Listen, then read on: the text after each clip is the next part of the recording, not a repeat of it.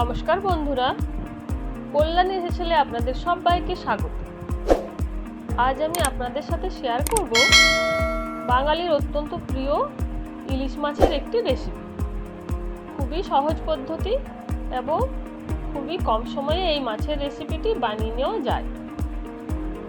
যারা নতুন রাঁধুনি বা যারা ইলিশ মাছ রান্না করতে ভয় পান, তারাও এই রেসিপিটি সহজেই বানিয়ে ফেলতে পারবেন।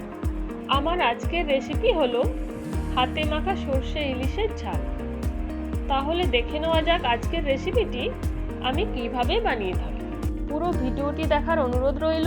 আশা করছি আমার এই রেসিপিটি আপনাদের ভালো লাগবে। রেসিপিটি ভালো লাগলে লাইক, শেয়ার, কমেন্ট করে চ্যানেলটি সাবস্ক্রাইব করে নিয়মিত আমার চ্যানেলের পাশে থাকবেন।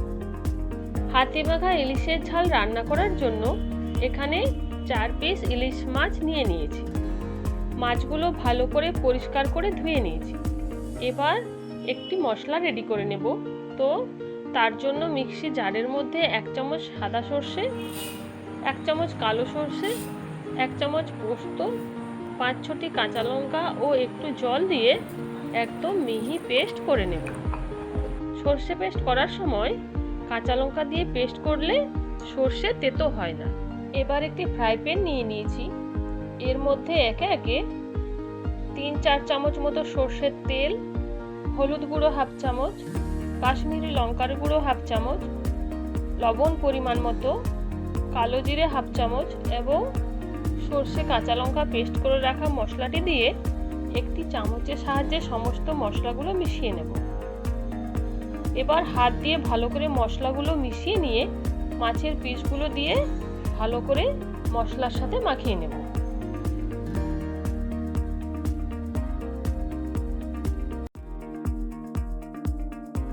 এবার মিক্সির জারটির মধ্যে একটু জল দিয়ে জারটি ধুয়ে মশলা মাখানো মাছের মধ্যে দিয়ে ভালো করে মিশিয়ে নেব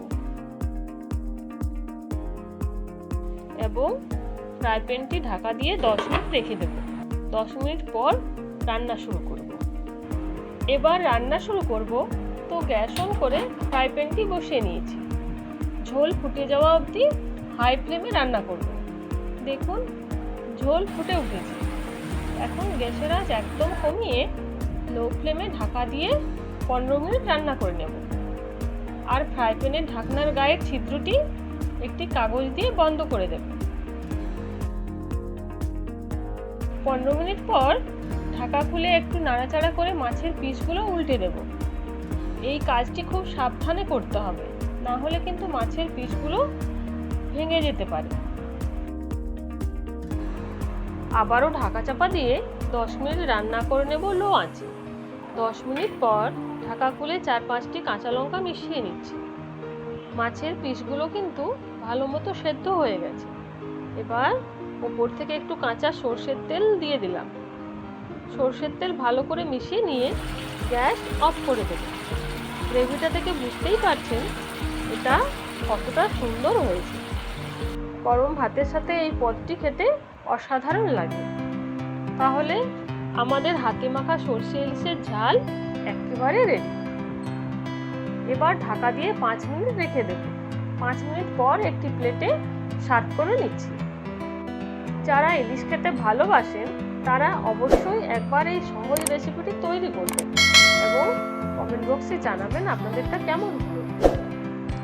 ভিডিওটি ভালো লাগলে লাইক, শেয়ার, কমেন্ট করে চ্যানেলটি সাবস্ক্রাইব করে নিয়মিত আমার চ্যানেলের পাশে থাকবেন এবং বেল আইকনটি ক্লিক করবেন।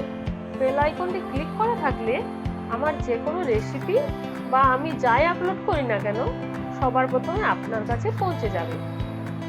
তাহলে আজকের মতো এই পর্যন্ত। আবারও দেখা হবে অন্য কোনো দিন অন্য কোনো রেসিপি নিয়ে।